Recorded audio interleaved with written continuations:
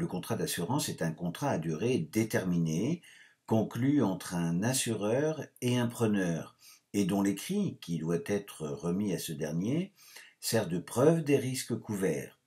À quelles conditions générales et à quelles conditions particulières, dont la date de début et la date de fin, le prix à payer, les garanties offertes, les cas d'exclusion, etc. Sans oublier la ou les personnes couvertes par le contrat. Notons que le preneur et l'assuré peuvent être la même personne ou non. Le risque couvert ne doit pas avoir déjà été réalisé. L'assureur comme l'assuré acceptent de voir le risque se réaliser ou non, et sans en connaître l'étendue à l'avance. Néanmoins, l'assureur peut mesurer celui-ci en s'informant sur les données statistiques ou le mode de vie, l'état de santé de l'assuré. Mais quoi qu'il en soit, l'assureur refusera presque toujours de prendre en charge les dommages volontairement ou intentionnellement causés par l'assuré. Mais lorsqu'il les prend en charge, l'assureur servira au bénéficiaire les prestations prévues au contrat, sous forme de compensation financière la plupart du temps, mais également sous la forme de fourniture de biens ou de services, comme par exemple des conseils ou de l'assistance, des aides au domicile comme du ménage, des courses, de la garde d'enfants ou des repas, ou des réparations, etc. Le contrat en fixe les modalités, notamment la présence ou non d'une franchise et son montant, c'est-à-dire une somme qui restera à la charge de l'assuré. Notons là encore que le bénéficiaire peut être l'assuré lui-même ou non.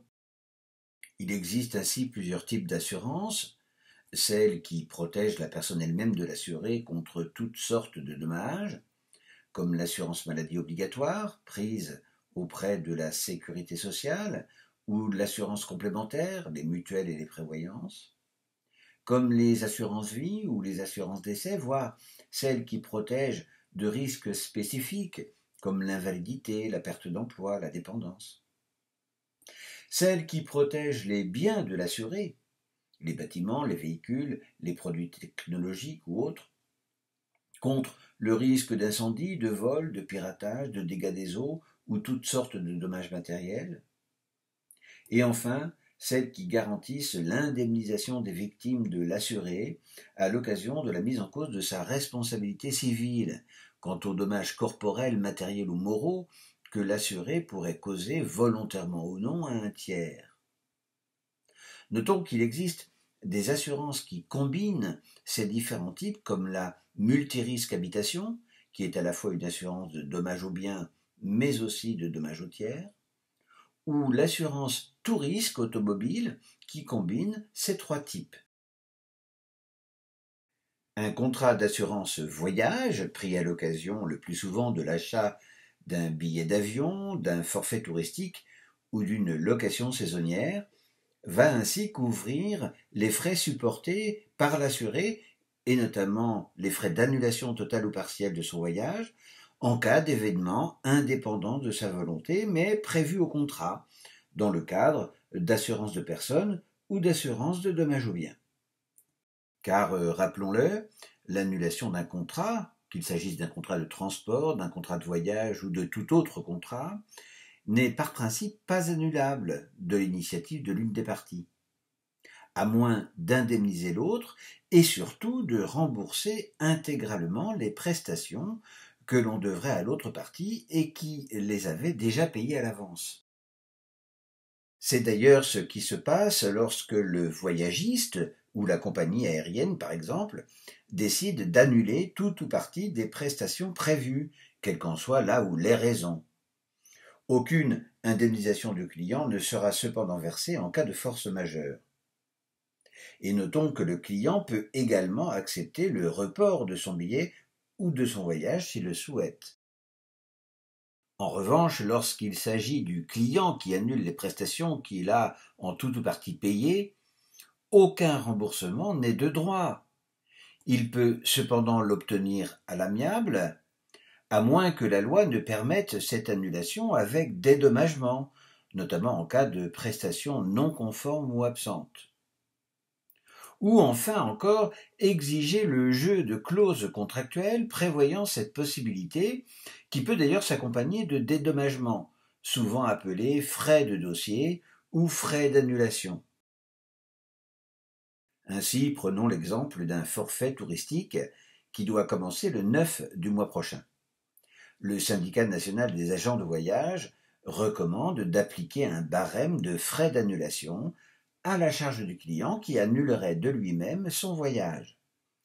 100% du prix du forfait serait alors appliqué en cas d'annulation le jour même ou en cas de non-présentation, ce qui revient à ne rien rembourser au client. Les frais étant par ailleurs dégressifs, lorsque le client anticipe l'annulation au regard de sa date de départ et jusqu'à plus de 30 jours avant, où le remboursement est alors intégral, aucun frais n'étant alors prélevé.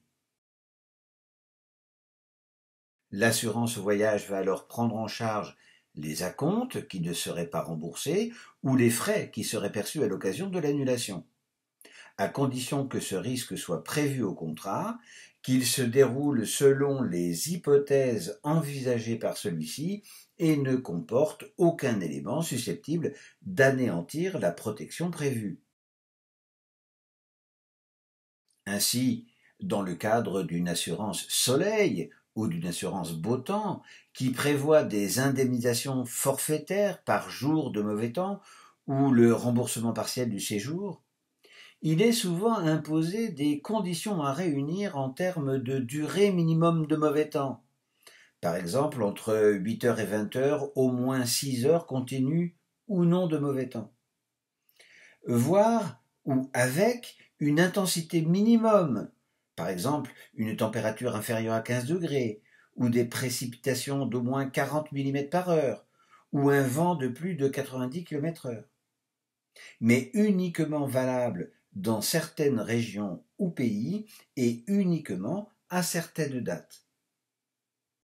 L'assurance annulation va donc prendre en charge les frais appliqués par les différents prestataires en cas de réalisation de risques déterminés, généralement la maladie, l'accident ou le décès, touchant l'assuré lui-même ou ses proches, conjoints, enfants ou parents, d'incidents survenus au domicile de l'assuré, sa résidence ou ses locaux professionnels, voire à son véhicule, un empêchement professionnel dû à une mutation, un licenciement, une modification des dates de congé par son employeur ou l'obtention d'un emploi, etc.